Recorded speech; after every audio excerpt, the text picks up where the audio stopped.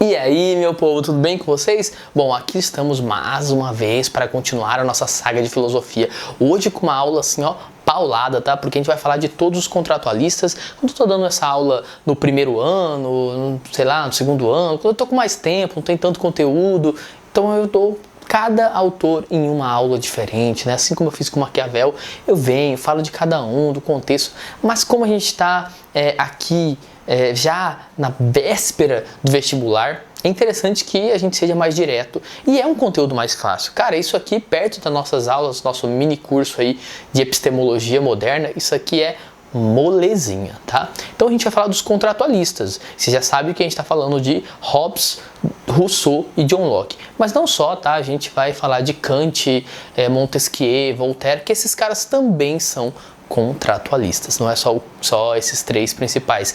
Mas a aula de hoje é só sobre os três principais, tá? Na próxima aula a gente termina aí a política moderna, né? Com Kant, com Montesquieu, Voltaire.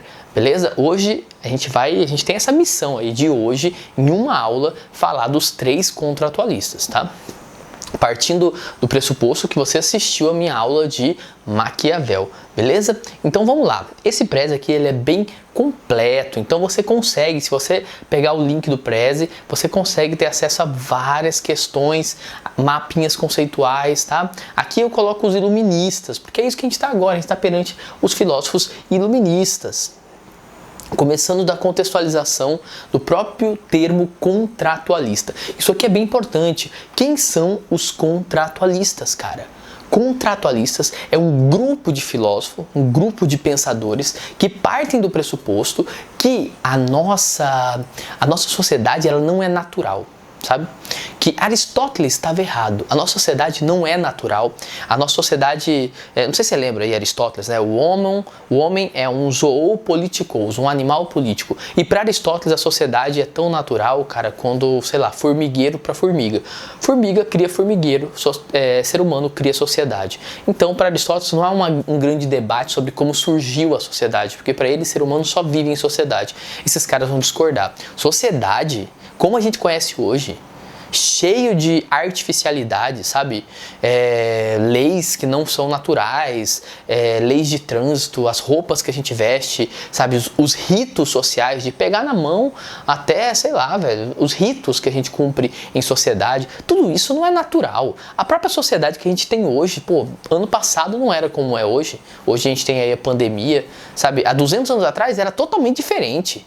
Então para pensar, o que esses caras estão aí se propondo a analisar é como nasceu a primeira sociedade, o primeiro Estado. Aquele que foi lá e falou assim, olha, vamos fazer um conjunto de regras em que todo mundo vai se submeter a ela, vai ter um líder, vai ter prisão, vai ter polícia, Quem foi o primeiro a montar e por que montou uma sociedade, sabe? E melhor, a pergunta fundamental, como o homem vivia antes de ter leis? Antes de ter polícia, como que ele vivia? Em guerra? Em harmonia? Como ele vivia? É isso que a gente vai tentar analisar. Na verdade, a principal pergunta por detrás da nossa aula, que realmente está aqui no foco da nossa aula, é a pergunta de qual é a natureza humana. Então os contratualistas vão analisar a natureza, o estado de natureza, ou seja, qual é a natureza do homem, a natureza humana. Nós somos bons ou maus por natureza? Porque isso muda tudo. Se a gente é bom, a resposta vai ser diferente, que é por que nasceu a sociedade e qual o melhor modelo de sociedade. Se a gente é mau, então a resposta por que nasceu a sociedade, qual o melhor modelo também vai ser diferente. Então a grande pergunta é qual a natureza humana. Sabendo se o homem é bom ou mau, como ele é por natureza, a gente consegue entender o porquê que nasceu o Estado, como e por que nasceu o primeiro pacto social. E por último, aí sim responder qual o melhor modelo de sociedade que a gente tem hoje. Hoje a gente também vai entender bastante a matriz da esquerda e da direita, como a gente conhece aqui. Então vamos lá, no nosso slide aqui a gente tem todos os principais, ó. Você tem todos os principais iluministas contratualistas aqui. O primeiro que a gente vai ver, o mais conhecido aí, ó, é esse cara aqui, velho. Thomas Hobbes. né? Agora é bom que já está focando nele ali e aí você consegue ver bem o que Hobbes está dizendo. Hobbes é o cara que vai dizer que o homem é o lobo do próprio homem. E o que ele quer dizer com isso? Em poucas palavras, Hobbes está dizendo para você basicamente que se você, eu sempre dou esse exemplo, né? Se você é um coelho no meio da floresta, velho, um coelhinho, você precisa se preocupar com o lobo. O lobo é seu predador. O lobo, a raposa, a cobra, etc, etc. O ser humano é seu predador. Então, se você é um coelho no meio da floresta, cuidado. Todos esses seres não são seus inimigos, eles são seus predadores. Mas você não é um coelhinho no meio da floresta, você é um ser humano. E como ser humano, qual é o seu maior predador? Qual é aquele que caça, mata seres humanos? Qual é o animal que mais caça e mata seres humanos? Exatamente, o animal que mais caça e mata seres humanos é o homem. É isso que o Hobbes está dizendo. Isso é terrível. Ele está dizendo que se eu tirar as leis, o que sobraria é mais ou menos o que aconteceu naquele filme Uma Noite de Crime. Se eu tirar, tá? Vamos ver se ele foca em mim agora aqui. Se eu tirar as leis, o que sobra é violência. É isso que ele está dizendo. Se eu tirar todas as leis, o que você acha que sobra disso? A primeira pergunta, sempre são 3 perguntas, tá? Como o homem vivia antes de ter sociedade, ou seja, qual a natureza humana, por que nasceu a sociedade e, por último, qual o melhor modelo de sociedade. É isso que a gente vai responder dos 3 autores, tá? Então vamos lá. Primeiro, Hobbes é um descendente de Maquiavel, então ele acredita no absolutismo monárquico, que o homem é mau por natureza. Lembrando que Maquiavel, o homem é mau no sentido de ser mesquinho, enganador. Aqui não. O homem é mau porque ele é violento, ele é o lobo do próprio homem. Então vamos lá. Segundo Hobbes, como viviam os homens antes de ter sociedade? Viviam em um estado de guerra, tá? De todos contra todos. Então, em um estado de guerra de todos contra todos, não havia lei. Que lei? Só se for a lei do mais forte. Não havia segurança. Cara, é engraçado isso. As pessoas pensam que quando não há lei, há liberdade. Não, meu amigo. Quando não há lei, há violência. Porque quando não há lei, existe outra lei, que é a lei do mais forte. Quando não há nenhuma lei, você não tem liberdade. Você só tem liberdade de falar o que você pensa, de ir pra rua, de passear, de andar com seu celular por aí, porque existe lei. Se não tem lei, tá, você poderia ser estuprado a qualquer momento, você poderia... Então a lei traz liberdade, é isso que o Hobbes vai dizer. E foi uma escolha nossa, uma escolha racional nossa. Então, antes de ter lei, ou seja, antes de ter Estado, não havia lei, não havia segurança, não havia propriedade privada. Que propriedade privada, velho? Pensa comigo, eu sempre dou esse exemplo, né? Imagine, você achou uma caverna, né? Você falou assim, pô, essa caverna... Lá no Paleolítico, você falou, cara, que caverna maravilhosa. Você mora nessa caverna há 30 anos.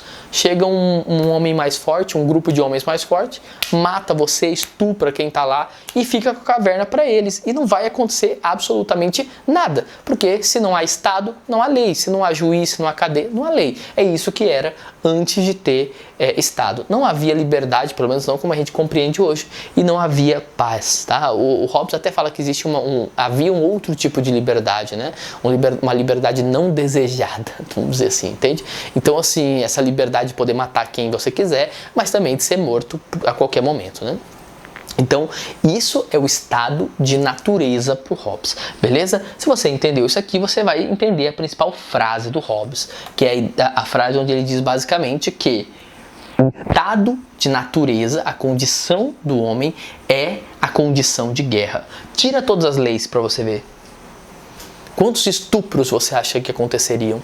Se não tivesse mais cadeia, mais nada, mais policial, quantos estupros você acha que aconteceria no seu bairro, na sua quadra?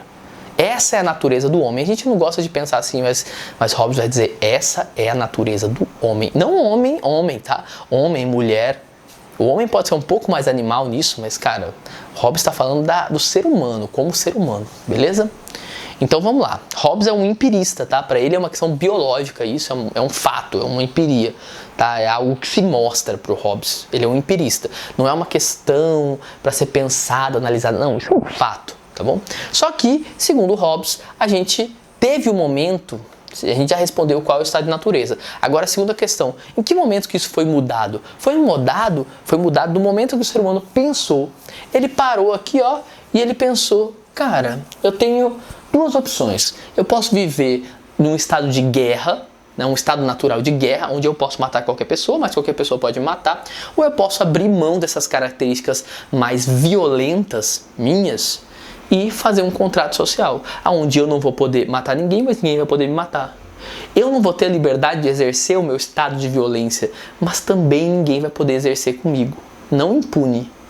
Bom, já sei, vamos fazer um contrato social. Então o contrato social para Thomas Hobbes surgiu de um processo, tá, de racionalidade, uma ação coletiva racional que surge principalmente pelo medo.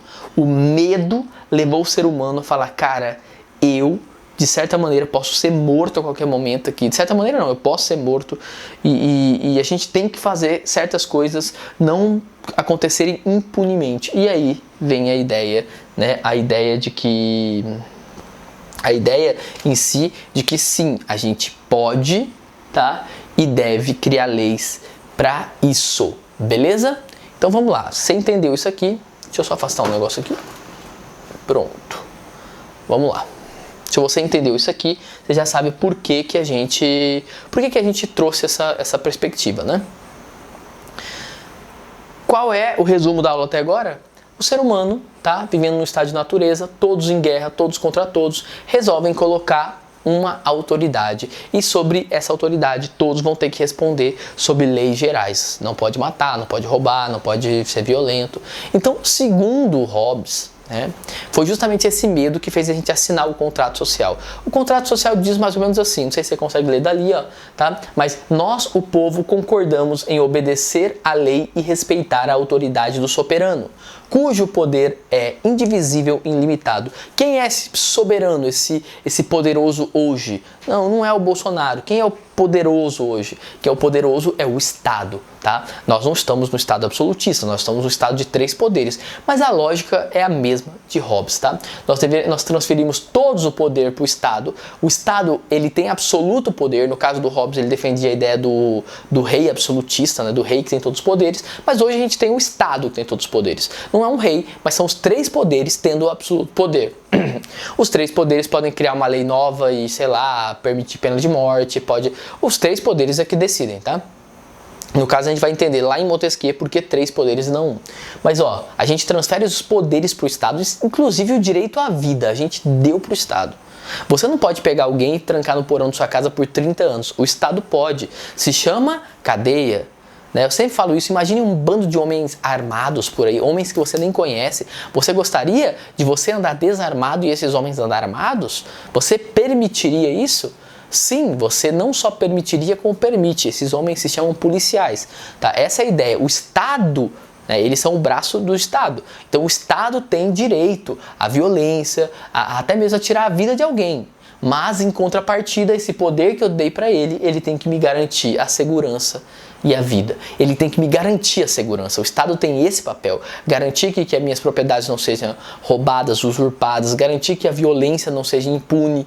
E ele trazendo essa garantia, trato feito. Isso é o contrato. Eu dou os poderes para o Estado garante isso para mim. E aí, Hobbes vai dizer que o Estado tem que ser quem? Tem que ser Leviatã. Essa é a capa do livro de Leviatã, né? Leviatã é o monstro marinho lá no livro de Jó, na Bíblia. Ele não é um demônio, não, tá? Leviatã é um monstro que Jó fala que é o maior de todos os animais, e nenhum animal é tão grande. Provavelmente é uma baleia. Os historiadores acham que é uma baleia. E aí, Hobbes vai pegar essa ideia do Leviatã para dizer o rei tem que ser Leviatã, porque o rei tem que ser tão grande, tão poderoso que ninguém pode ser maior que ele. E por que ninguém pode ser maior que o rei? Você sabe? Por que ninguém pode ser maior que o rei? Cara, porque se alguém, não sei se ele tá focando aqui, ó, porque se alguém for maior que o rei, tá? Se alguém for maior que o rei, não vai querer respeitar as leis. Se você tiver um amigo que é tão poderoso, que é mais poderoso que o próprio exército brasileiro, ele não vai querer seguir as leis. Se ele é mais poderoso que a própria polícia, ele não vai querer seguir as leis. Então ninguém pode ser mais poderoso que o Estado, porque é o Estado que garante a manutenção das leis. Beleza? Isso é importante para você entender o porquê que o Estado está aí, porquê que ele tem que ser tão grande. Se você tem um cara, um garimpeiro, um cara que faz garimpo ilegal, trabalho infantil, sabe, violência sexual, se esse cara que tem um garimpo ilegal aqui em Mato Grosso, ele não tem, e se ele tem poder mais do que a polícia e o exército, ele não respeitaria as leis. Então a gente precisa que o Estado seja o mais poderoso de todos, tá? Que é o forticípio de Leviatã. O Leviatã tem que ser essa fortaleza, o Estado. Resumo da aula até agora: o estado de natureza do homem. Vamos começar daqui, tá? O estado de natureza do homem é no estado de guerra. Nós abandonamos o estado de natureza e fizemos um contrato social, limitando os nossos poderes e transferindo o poder para o Estado. E o Estado deve garantir a vida e a segurança. Cara, e se o Estado não garantir nem a vida e nem a segurança? Aí, contrato rompido, tá? Se o Estado não garante, tá? Entende-se que a obrigação dos súditos com o soberano tem a mesma duração do poder mediante o qual ele é capaz de protegê-los. Ou seja, Hobbes está falando, cara, se o Estado não proteger você, se ele não consegue minimamente proteger você, por favor, né? Tchau, Estado. O Estado só existe para proteger você. Hobbes resumido para você. Anote aí, tira print, né? Faz se você quiser aí, mas é importante. Isso aqui é o resumo de toda a aula, tá? Hobbes, vamos lá. Qual a natureza humana? Todos os homens são maus por natureza, mas viviam com medo. Como viviam os homens antes de ter sociedade? Em um estado de guerra, de todos contra todos. Por que surgiu a sociedade? O medo levou o homem a fazer um pacto social. Um pacto social, tá? O homem transfere o direito natural ao Estado. O contrato social cria o estado de sociedade, transferindo os direitos naturais ao monarca, inclusive o direito do uso à força. Qual o melhor sistema de governo? Hobbes defende o Estado absolutista, o Estado soberano, cujo poder não pode ser questionado. Beleza? É isso. A gente terminou Hobbes, esse é o resumo de Hobbes aí, tá bom? E a gente termina com uma citação muito boa para a redação, que diz basicamente assim, ó: desta guerra de todos contra todos, aonde não há poder comum, não há lei, e aonde não há lei, não há justiça. Ou seja, se não tem Estado, não tem juiz, não tem cadeia, não tem lei. Se não tem poder comum, que é o Estado, não tem lei. E se não tem lei, não tem justiça, entendeu? Então, para Hobbes, isso aqui é ótimo, essa citação para, sei lá, redações sobre criação de novas leis, a importância de leis duras, rígidas. Então, é só com uma lei dura e com o Estado impondo essa lei que as coisas realmente mudam, porque o ser humano é mau por natureza. Ou melhor, ele é violento por natureza. Beleza? Vamos para o segundo cara. Se aqui o ser humano é mau por natureza, sempre no meu prédio, ó, você tem uma biografia dele. Eu não falei da biografia dele, quem ele era. A biografia dele é legal, hein? Ele nasceu no meio de uma guerra. Ele diz, eu nasci com um irmão gêmeo, Hobbes vai dizer. E o nome dele é Medo. Cara, é muito legal a biografia dele. Quer saber? Dá uma lida aí. Não vou gastar muito tempo aqui não. É legal, tá lá no meu prédio, é só ler, tá bom? E agora vamos pro cara da bochechinha rosa aí, ó. Quem? Rousseau. Rousseau vai dizer, não, Hobbes, o ser humano é bom por natureza, tá? É a sociedade que corrompe ele. Pô, professor, Rousseau, pô, cara, não dá pra confiar nesse cara aqui. Esse cara aí, ele é trouxa? O que é? Como que ele acha que o homem é bom por natureza? Calma, velho, essa frase está descontextualizada. Rousseau é um grande filósofo e essa frase, se você entender ela, o peso dela, você vai perceber que sim, Rousseau tem uma filosofia extremamente consistente. A ideia dele é que o ser humano não é, por natureza, um ser violento. Tanto que ele buscou a não violência com a criação do Estado. Se ele fosse um ser violento por natureza, por que ele criaria o Estado? Ele viveria na violência. Ah, porque o medo é maior? Mas então ele criaria um medo de continuar sendo violento. Ele queria um meio de continuar sendo violento. Não, cara. A verdade pro Rousseau... Deixa eu colocar aqui pra ver se ele foca em mim aqui. Aí, foca em mim. Então vamos lá. A verdade, cara, é que pro Rousseau em si... Deixa eu ficar na frente do Rousseau, fica melhor. A verdade é que pro Rousseau em si... o ser humano, eu e você, nós gostamos de uma vida boa. Isso que é verdade. Eu, você, todos nós, a gente gosta de uma vida boa, uma vida tranquila, cara. Ninguém quer viver em guerra a vida inteira. Você quer viver no seu sofá, entendeu? Com uma lasanha assando no domingo, entendeu? Com seus amigos, conversando. Cara, o homem em paz não quer guerra com ninguém, né? Como diz o Charlie Brown Jr. Então, na verdade, o que o Rousseau está dizendo é que nós não gostamos de uma sociedade violenta. Diferente dos leões, dos animais que realmente vivem para a violência, não é verdade, nós não somos lobos. Mas sim, a gente vive uma sociedade maquiaveliana, Rousseau vai dizer. A gente vive uma sociedade que ensinou eu e você a mentir, a enganar. A gente vive uma sociedade que ensinou eu e você, cada vez mais, a passar por cima dos outros para se dar bem na vida. Como que você quer que uma sociedade não seja violenta se a própria educação nossa, a nossa educação foi toda feita para que eu e você começamos a olhar as pessoas que estão conosco, na nossa sala, nossos amigos, não como amigos, mas como o quê? Concorrentes. Uma educação que educa para a guerra. Essa é a verdade. Uma sociedade que ensina a mentir, enganar. Isso é o que o Rousseau vai dizer. Essa é a questão. Uma sociedade que cria o homem para isso não vai ter um homem menos violento. Agora pense em algumas sociedades antes de ter Estado. Olha, quando o Rousseau fala que o homem é bom por natureza, ele está pensando em um brasileiro. Em vários brasileiros, né? Rousseau está pensando no mito do bom selvagem. Hoje a gente fala que é mito, né? Mas a ideia do bom selvagem. O bom selvagem era a ideia de que algumas tribos, né? Algumas tribos aqui no Brasil, cara, eram tribos extremamente dóceis. Tanto que os portugueses chegaram e fizeram o que queriam. Viviam em paz, viviam nus, não tinham vergonha da sua nudez, eram inocentes mesmo. Os próprios homens e mulheres, eles compartilhavam entre eles, não havia um casal, não havia monogamia, e na prática os filhos eram de todos, todos criavam, todos faziam tudo juntos, não havia um senso de propriedade privada nem sobre esposo, esposa, casa, nada. Cara, essas tribos não tinham Estado, não tinham policiais e viviam bem. Viviam muito bem. A guerra acontecia com outras tribos por causa de invasões, mas as tribos viviam muito bem, sem polícia, sem Estado, sem nada.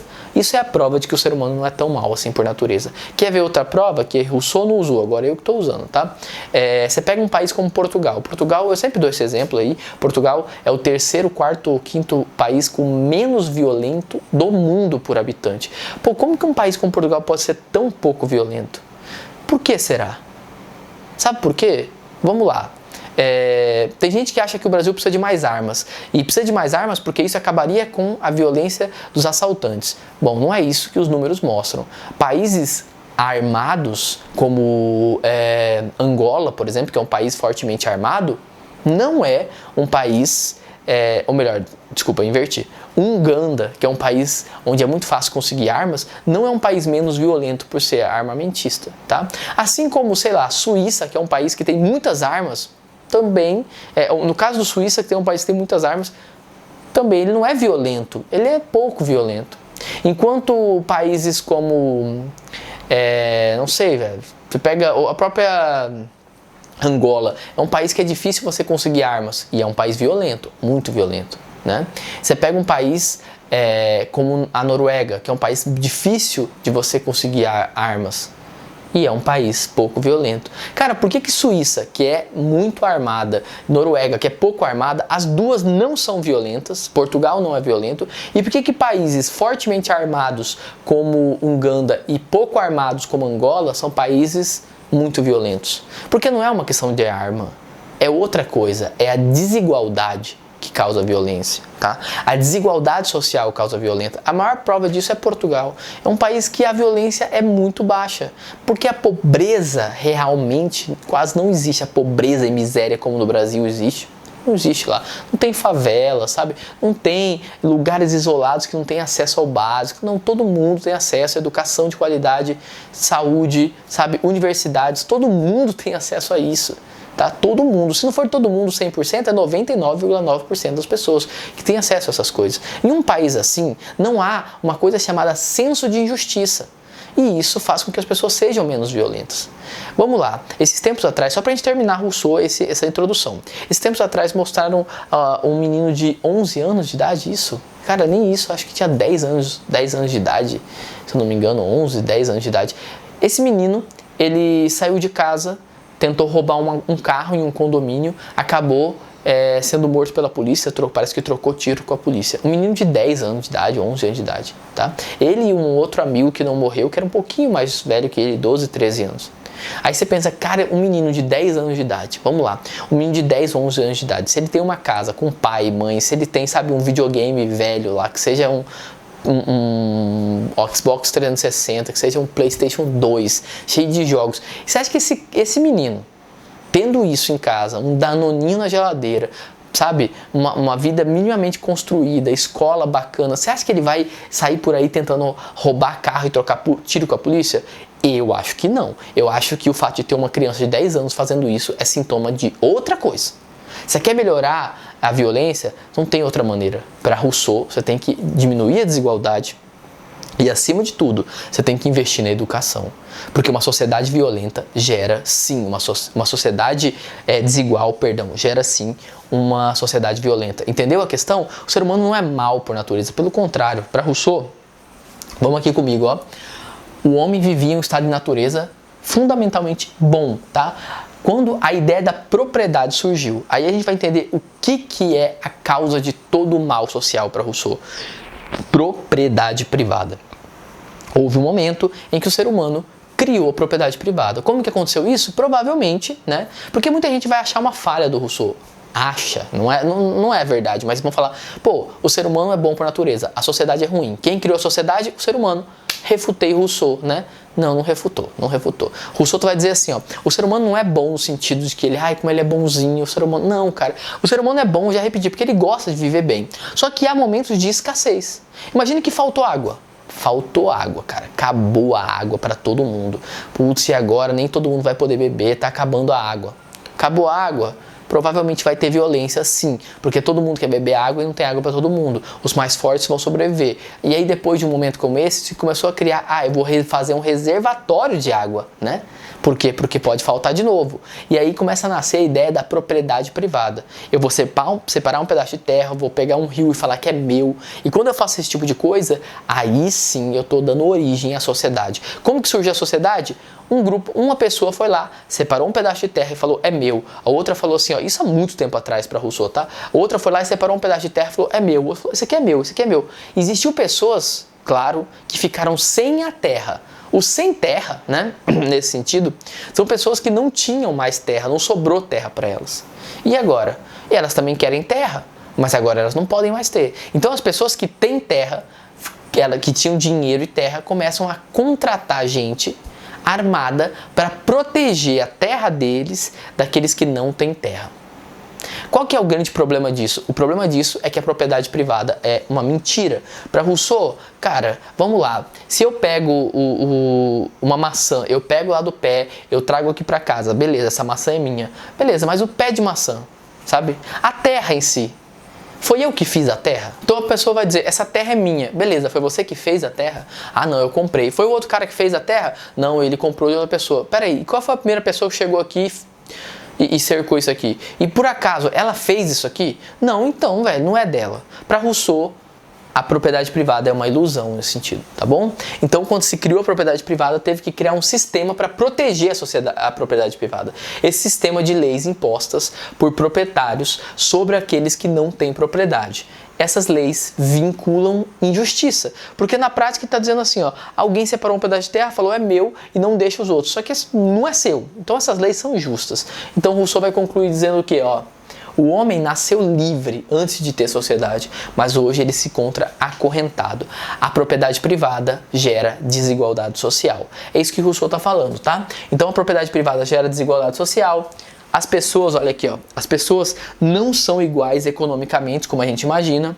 Há uma ausência de liberdade real e as igualdades sociais hoje elas são falsas. O problema é que quando a gente passou isso, ó, do estado de natureza para o que a gente tem hoje, para a sociedade que a gente tem hoje, a gente fez isso com uma mentira, que é o surgimento da propriedade privada. Uma mentira, né? Que é esse textinho aí, você pode dar uma lida se você quiser aí, ele vai dizer basicamente que um dia um cara separou um pedaço de terra e falou que é dele e encontrou pessoas suficientemente ignorantes para acreditar que sim, era dele. Aí diz Rousseau, quantos crimes, guerras, assassinatos, misérias, horrores não pouparia ao gênero humano aquele que arrancasse as estacas, enchendo fosse dissesse gritando aos seus semelhantes, defendei-vos de ouvir esse impostor, estarei perdidos se esquecerdes que os frutos são de todos e que a terra não pertence a ninguém. Se alguém fosse lá e falasse, cara, não tem propriedade privada, a terra é de todos, não é nem minha nem sua. Se alguém fizesse isso, talvez essa pessoa ia evitar muitas guerras, cara, que surgiram por causa da propriedade privada, tá bom? Então, resumindo aí, ó, No estado de natureza a gente era livre, é justamente o contrário do Hobbes, né? Fizemos um contrato social e acabamos, por causa da propriedade privada, abandonando a nossa liberdade. Mas tem uma solução. Qual que é a solução para Rousseau? Um novo contrato social. Esse novo contrato social tem que ser baseado na educação das futuras gerações. As próximas gerações têm que ser pessoas educadas para a civilidade, sabe? Tem que ser pessoas educadas para uma sociedade mais justa e igualitária. Para Rousseau, a gente precisa deixar de ser alienado, ou seja, de perceber, a gente precisa deixar de achar que a nossa propriedade privada realmente está pertencendo a nós e começar a entender o sistema social opressor, desigual que a gente vive hoje. Que vai, isso aqui vai lembrar muito quem? Karl Marx, né? Na aula de sociologia eu já falei sobre essa ligação. Então o Rousseau vai dizer, qual que é a solução? É acabar com a propriedade privada? Não, cara, não tem como acabar com a propriedade privada. Ele não é contra a propriedade privada, acabar com ela hoje. Rousseau vai dizer, a única maneira é implantar uma nova visão, um novo contrato social. Fazer isso através de uma educação que crie um indivíduo que faça o que é o certo. Uma criança que, para Rousseau, eu vou dizer para vocês, Rousseau inventou a criança como a gente entende hoje. Ele é o criador da ideia de criança que a gente tem hoje, cara. Rousseau trouxe essa ideia. A ideia de que a criança também é um ser humano. Que a criança, ela sabe às vezes mais que eu e você. Ela ainda tem um olhar curioso. A criança é um ser mais genuíno, mais honesto. E que a sociedade vai corromper ela. E ao fazer isso, ele vai trazer um tratado de educação, né? A educação para o coração. Onde Rousseau vai dizer que essas crianças deveriam ser educadas de forma livre, espontânea, para que a partir disso, a gente consiga construir um governo que tenha esse modelo aqui, o povo no poder e o governo seja pequeno. A democracia direta de Rousseau. O melhor modelo de governo para ele é a democracia. A gente tem que ter um legislador? Sim, alguém que faça as leis serem cumpridas. Mas quem tem que criar as leis é o povo. Quem tem que fazer as leis acontecerem é o povo, né? A soberania do povo é inalienável, indivisível, infalível. É o que está acontecendo agora nos Estados Unidos, né? Todo esse negócio dos votos. Talvez quando você estiver assistindo a gente já saiba se o Biden provavelmente é o presidente ou se não é o Trump. Então, cara, e tá toda essa coisa, será que os votos, vai contar os votos? Pô, pra que tudo isso? Para que a vontade do povo seja reconhecida, entendeu? Para que a vontade do povo prevaleça. Ideia de Rousseau, isso aí, tá bom? Ideia de Rousseau. Ideia muito ousada pra época.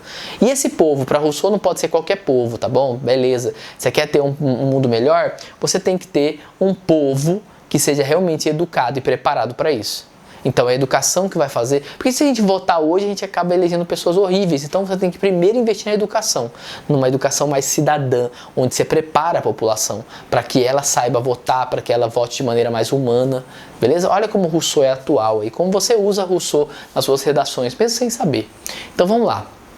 Jean-Jacques Rousseau, resumo, tá? Qual é a natureza humana? A natureza humana é fundamentalmente boa. Como viviam os homens antes de existir as sociedades? Eles viviam livres, tranquilos, mas isolados, tá bom? Por que surgiu a sociedade? Com o surgimento da propriedade privada, foi necessário criar um sistema para protegê-la. Qual o melhor sistema de governo? O melhor sistema de governo é a democracia direta. Beleza? A democracia direta, aquela que o povo preparado exerce seu poder. Então, como você pode ver, Rousseau é justamente o contrário do Hobbes. Vamos terminar com uma citação aqui, Rousseau vai dizer, é uma citação que resume toda a aula, tá bom? A propriedade privada introduz a desigualdade entre os homens, a diferença entre o rico e o pobre, o poderoso e o fraco, o senhor e o escravo, até a predominância do mais forte. O homem, portanto, é corrompido pelo poder e esmagado pela violência. A propriedade privada é que gera toda essa violência. Então vamos lá, agora vamos para ele, John Locke, o liberal aqui, né? Se a gente pode falar que Rousseau é o pai do pensamento de esquerda, a ideia da desigualdade social, esse cara aqui, é o pai do pensamento de direita. Até focando nele já aqui, é bom que você já olha para a carinha nada bonita do John Locke aí. Então vamos lá, John Locke vai dizer basicamente que não existe ideias inatas, lembra? O homem nasce como um fruto do meio. Você já sabe disso, ele é um empirista. Então, se não existe ideias inatas, isso quer dizer que todo ser humano nasce igual. E também quer dizer outra coisa. Se não existe ideias inatas, o ser humano não pode nascer nem bom nem mal, porque não tem ideia inata. Se não tem ideia inata, cara, se o ser humano não nasce com nada pronto, então ele não nasce nem bom nem mal. Entendeu? Simples assim. Então ele nasce como? Nasce neutro, cara. O John Locke vai dizer o ser humano, ele não é nem bom nem mal, isso vai depender do meio. Se ele nasce numa sociedade violenta, é óbvio que ele vai ser mais violento. Se ele nasce no meio mais pacífico, a tendência é ele vai ser mais pacífico.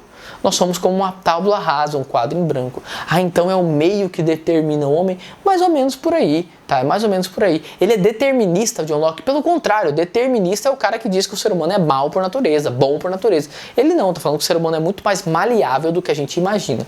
Não é nem bom nem mal por natureza. Mas ele vai concordar com o Rousseau em uma coisa. O ser humano, sim, ele tem tendências a viver bem. A pessoa gosta de viver bem. Ninguém gosta de nascer e viver na guerra. Toda a teoria de John Locke, todo o pensamento dele vai estar focado nas leis. Ele é o cara que você vai mais estudar nas faculdades de Direito e ele vai falar principalmente sobre o poder e a necessidade de você entender as origens das leis que a gente tem hoje. Para John Locke, não foi o Estado que trouxe a justiça. Já ficou claro isso aqui, ó. Vamos lá. Ó. O homem nasce bom, tá? O homem nasce em um estado eticamente neutro, perdão. O homem nasce bom. O homem nasce em um estado eticamente neutro, beleza?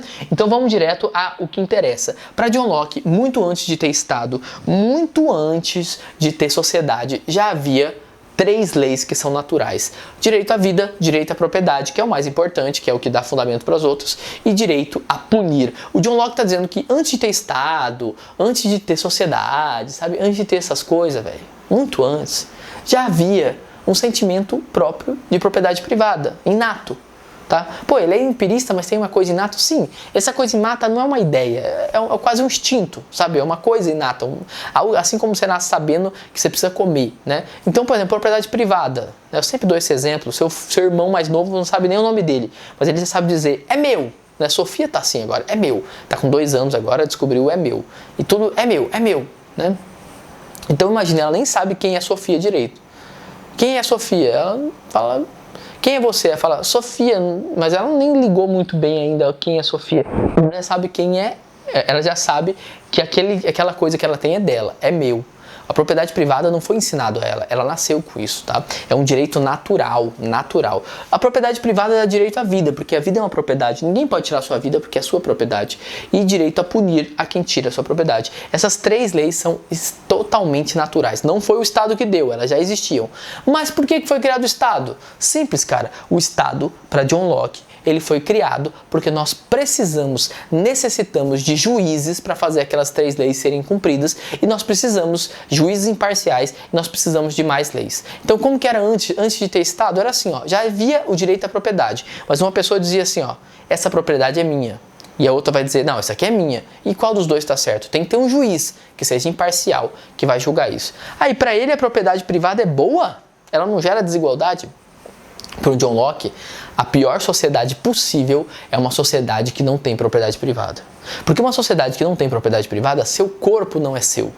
Seu corpo pertence ao coletivo. Primeiro que não faz nem sentido quando o Rousseau diz, não deveria haver propriedade privada. Cara, ele está usando a boca dele para falar isso, que é a propriedade privada dele. Ele não está pedindo autorização para o coletivo para falar, porque a boca é dele. Ele está usando a propriedade privada dele. Então o Rousseau, cara, ele erra feio nisso para John Locke. A propriedade privada é o que garante o direito de você não ser estuprado. Por que você não pode ser estuprado, cara? Você não pode ser estuprado porque o seu corpo é seu. É sua propriedade. E um mundo que não tem propriedade, seu corpo também não pertence a você. Então não faz sentido essa ideia de acabar com a propriedade privada. Tá? A propriedade privada é a base de todas as coisas aqui para o John Locke. Então, quais são os motivos, os 3 motivos da gente ter feito o contrato social? Você já descobriu que para ele, o ser humano vivia aí, depende. Se ele vivia bem ou mal, depende, tá? Depende de como era a sociedade. Mas por que o ser humano criou a sociedade? Por 3 motivos. Primeiro, para poder criar mais leis. Leis que tragam mais liberdade. John Locke é a favor de leis que tragam liberdade. Ele seria a favor da legalização das drogas, ele seria a favor do casamento homoafetivo, ele seria a favor de todas as leis que tragam mais liberdade. E ele provavelmente seria contra, John Locke seria contra todas as leis que acabam com a liberdade, ou sei lá, cara, sabe, uma lei que obriga as pessoas a sei lá, colocar cinto de segurança, sabe? Só tá colocando ela em risco. Então, para John Locke, isso não faria sentido. O cinto de segurança poderia ser optativo, né? Apesar que no Brasil a gente tem um bom argumento. Você sofre um acidente e vai para o SUS. O SUS é coletivo e por isso o cinto de segurança tem que ser obrigatório. Mas você entendeu? Ele é a favor das leis que tragam mais liberdade, beleza? Porte de arma, maravilhoso. Para John Locke, não só você pode ter porte de arma, que é uma liberdade, como você deveria ter, porque o Estado, ele não é obrigado a cuidar da sua casa lá dentro, cara, ele é obrigado a cuidar da rua. Então você deveria proteger a sua propriedade privada, você tem que ter direito a ter armas, tá? Então ele é a favor de todas as leis que tragam mais liberdade para o indivíduo. 2. Os juízes imparciais. Se tem um motivo que fez a gente criar a sociedade, é para ter juízes que sejam imparciais, que não sejam nem o meu amigo nem seu amigo, né? E 3. Uma força física que impõe um julgamento em si. Tá? A gente precisa ter um Estado para fazer. Não adianta ter leis maravilhosas se uma pessoa que é frágil, pobre, ela não consegue vencer, é uma pessoa rica. Então, os seres humanos se uniram como agentes racionais e criaram leis para proteger a sua propriedade privada. O objetivo da lei, portanto, é aumentar e preservar a nossa propriedade privada. Ele foi o primeiro a falar num Estado dividido em 3 poderes, executivo, legislativo, e ele fala do federativo, que depois vai ser trocado por Montesquieu, vai melhorar isso, né? Ele vai falar de um Estado livre, nesse sentido, democrático. Ele é um cara bem ali na época do absolutismo monárquico, né? Até tem aquela coisa, ele escreveu os livros, mas ele não assinou na época, porque ele sabia que era muito perigoso na época se colocar contra os reis, tá bom? O objetivo principal da união dos homens em comunidade é o que? A preservação da propriedade privada. As leis devem proteger os direitos e sendo impostas àqueles que quebram as leis, beleza? E se o governo for ruim? Aí John Locke traz uma ideia muito legal, que é o direito à revolta. Todo governo deve ter uma oposição, um partido de oposição, e se fizer merda, deve ser tirado, com impeachment, com voto, com o que seja.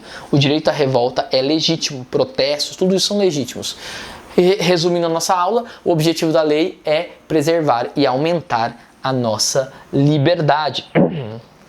Resumindo aqui, para ele o melhor governo seria um governo de participação popular, através de pequenas câmaras, muito parecido com a ideia americana. Os americanos pegaram muito John Locke, a Suíça também, onde não tem um rei, não tem um poder. Cada junta comercial, cada 2, 3 bairros deveriam se unir e ali ser decidido o que deve ou não ser feito para os moradores. É uma participação popular e descentralizada. Terminando a aula de John Locke, vamos lá? Qual é a natureza humana? O ser humano é uma tábula rasa. Como viviam os homens antes de ter sociedade? Olha, já viviam bem, em geral viviam bem, tá? Eles tinham tendência a viver bem. Por que surgiu a sociedade? Vamos lá comigo? Para proteger as leis naturais, para se criar mais leis que tragam mais liberdade. E qual o melhor sistema de governo? Qualquer governo que garanta a liberdade e o direito de revogar o poder do próprio governo. Beleza? Aqui, portanto, você pode ver que John Locke trouxe uma nova perspectiva, a perspectiva liberal democrata. Próxima aula a gente vai falar de Montesquieu, vamos falar de Kant e Voltaire, beleza? É isso, espero que vocês tenham gostado, uma aula um pouquinho mais longa, mas vale a pena, tá? O homem é mau? Ele é bom por natureza? Ou será que o homem é neutro? Coloca aqui embaixo nos comentários, para mim saber que você chegou até o final. Coloca aqui embaixo qual dos 3 que você achou mais legal. É isso, uma semana abençoada para vocês e fica com Deus.